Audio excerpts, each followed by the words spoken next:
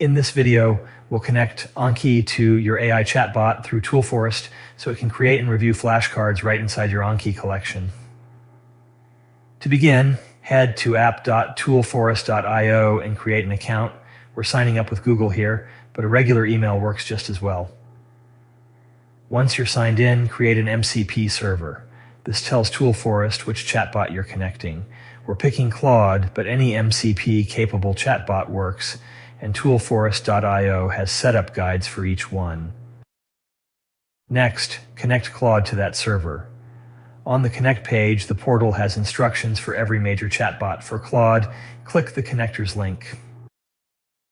That takes you straight into Claude settings. Add a custom connector, name it Toolforest, and enter the MCP URL from the instructions.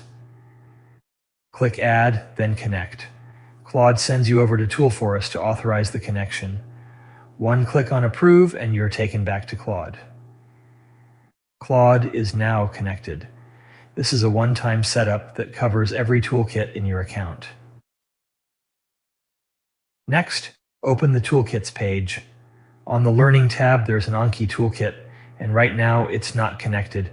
It connects through an add-on inside Anki itself. Here's how to set that up. The add-on lives on AnkiWeb. In Anki, open Tools, then Add-ons, select Get Add-ons, and enter the Toolforest Bridge code from the Anki docs. Once the download completes, restart Anki. After the restart, a Toolforest button appears in the toolbar. Click it, select Connect, and the bridge displays a one-time device code. Copy the code and continue to the activation page. On the activation page, paste in the code. Click Connect Anki, and the connection is complete. Back in the portal, the Anki Toolkit now shows as connected. Any chatbot linked to this Toolforest account, like Claude, can now use Anki. And that's the setup.